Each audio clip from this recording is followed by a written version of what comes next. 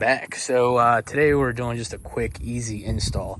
I bought this thing about a year ago, which stay tuned because we're going to be having a 1 year, 10,000, actually car's got 12,000 miles on it now, review just on my thoughts. I've put it through the track.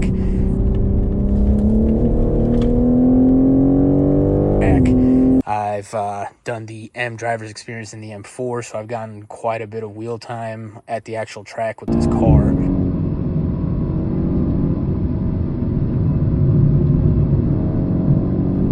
I love this platform. It's been awesome so far, but the one thing that I absolutely loved about the F87 was the strut brace. That carbon fiber strut brace was beautiful, absolutely amazing. And then when you open this hood, well, you get this that's not, well, it's not very attractive, and the welds are not that very good. They're obviously machine weld, but they just don't look good. It's not sexy, it's not attractive, it doesn't look good when you pop the hood open, just like what the S55 looked like. So what we did was we got ourselves a M4 M3 CSL strut brace that we're gonna install today. I ended up getting it from the dealership at a discount. Being military and being here in Germany is actually pretty awesome because I paid zero taxes for that. And due to a group that I do belong to, it's an amazing group of guys. The dealership that I went to, they did offer a discount on it. So you go on IND and you go on many other websites, you're going to find this thing for about $2,500 or more. I ended up getting it for right around 1,300 euros, which translates to about $1,300. So without further ado, let's get this installed. What we're going to have is 8 15s, and then you're going to have the 13 mils right here that you will have to remove. Pop it off. I'm going to clean everything up a little bit down here. Car is getting shipped here shortly back to the States. And yeah, we'll toss this sucker on and see what it looks like. So we removed the stock brace already. It literally took like 3 minutes to do, if that. As I said earlier, right, the tops are going to be 15 millimeter. Right here are going to be 13 millimeters. Let's take a look at the difference.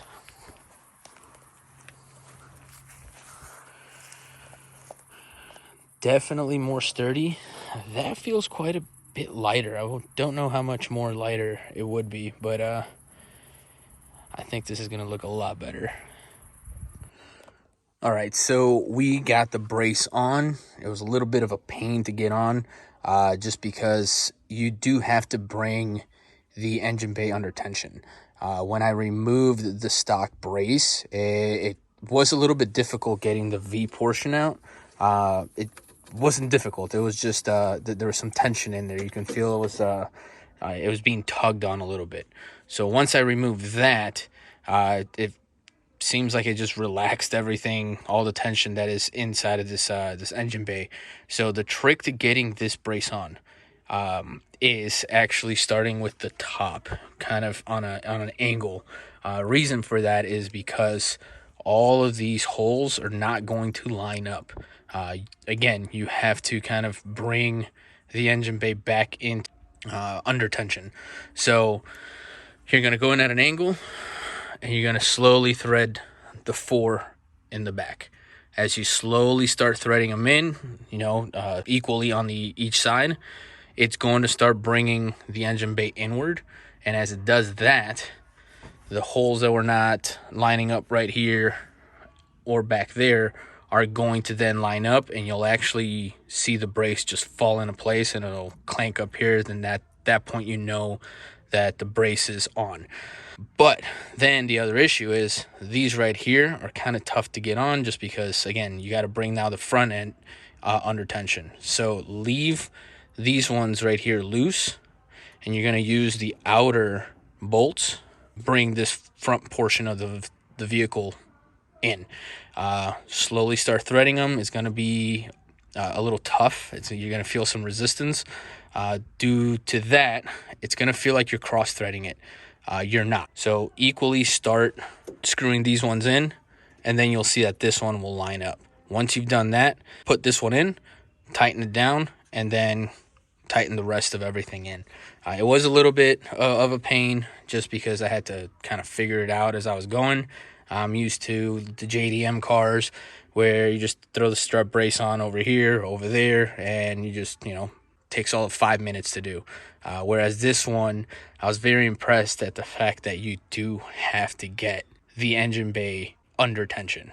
So when it comes to this thing, I 100% recommend it. If you can get it for a cheaper price too than what you can find on handind and any of the other parts stores online, I'd say jump on it.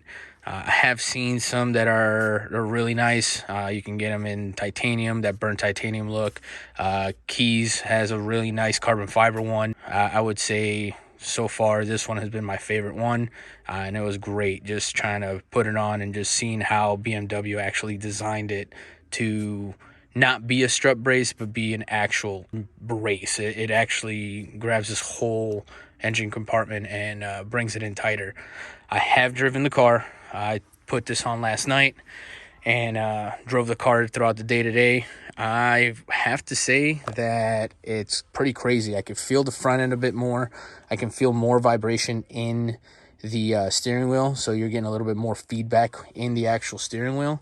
It just feels a little more, I'm not going to use the word stiff. It feels more direct. You can actually feel the car move into the direction that you want it to go a lot quicker. The steering's a little bit snappier too. So again, I would say go for it if you can find it for cheap and you got the funds for it. Get it. Plus, it gives you that little OEM plus look. So once again, thanks for watching. Go ahead, like, subscribe, hit that bell, and until the next one, I'm out.